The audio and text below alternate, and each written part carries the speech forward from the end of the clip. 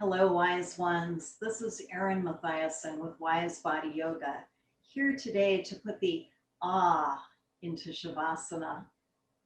And so Shavasana is our final resting pose in yoga, and it's very common in most yoga classes.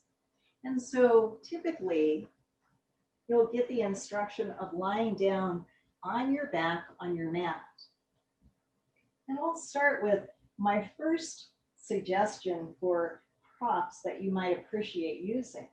That is, as you lie down on your back, you're looking to have the center back of your head on your mat. So your chin is pointed just slightly down. If you find as you lie on your back that your chin starts to point up toward the ceiling, then do place a folded blanket, as I have, underneath the back of your head. You could also use a thin throw pillow underneath your head. But again, you want your chin just slightly tilted down. So no prop that's too high, no fluffy, thick pillow. And so arms typically are away from the sides of the body. At least that's the suggestion you might get. Palms face up, shoulders roll back and down away from your ears. Now, if that's not so comfortable for your neck and shoulders, first option would be to turn palms down, and that might make all the difference. You could also place your hands, palms down, on your abdomen and legs extended out along your mat. Now, widen your feet and legs just a little wider than hip distance, and let your feet fall open to the sides. Now, here in Shavasana, if you find with legs extended that your low back isn't as comfortable as you'd like, this is when other props come in handy. It could be that you're using a bolster, as I am, and it could be a bolster of any shape that you're placing underneath the back of your knees. And by having that bend in your knees, you're lengthening your low back for more comfort. Now, the advantage of this particular bolster is that it can be turned on its side as well, so that knees bend toward the ceiling even more. But you can also fold up, roll up, that is, a blanket or even multiple blankets to place underneath your knees, or use yoga blocks. Or if you don't have a prop handy, instead of extending your legs out, you could walk your feet in toward your hips.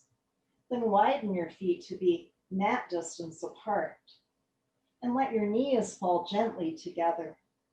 Then turn your toes in slightly toward the center. Shavasana. Now, if you find you're simply not comfortable enough to relax here on your back, you have other options. You could roll onto one side, either side of your body. Now, if you're staying on your side for relaxation, then hold up your blanket a bit more, or a little thicker pillow, so that your head is supported here. And a second blanket could come in handy to place between your knees. If you have a bolster, you could place it along your back.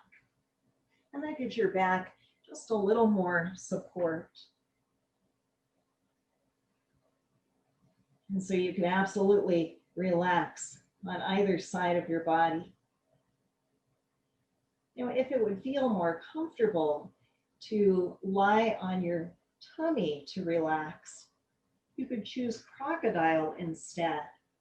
And so this time I'm moving all the props off to the side.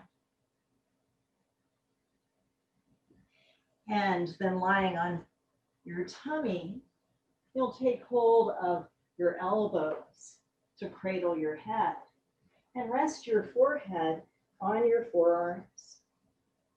It could be that legs extend straight back behind you, or widen your feet, your legs just a little wider than hip distance, and turn your toes out away from center.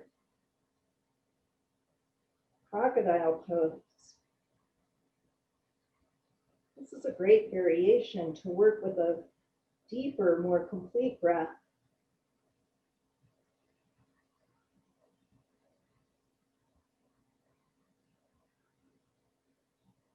You know, if you find that it simply isn't comfortable to relax either on your back, on your side, or on your tummy, then at any time, instead of lying down for Shavasana at the end of your yoga class or yoga practice, take a comfortable seat for meditation instead. And also know that you could absolutely open your eyes and keep your eyes open during Shavasana if that feels most comfortable. And so lots of options to try. I hope you find the ah in your Shavasana. Thank you for joining me.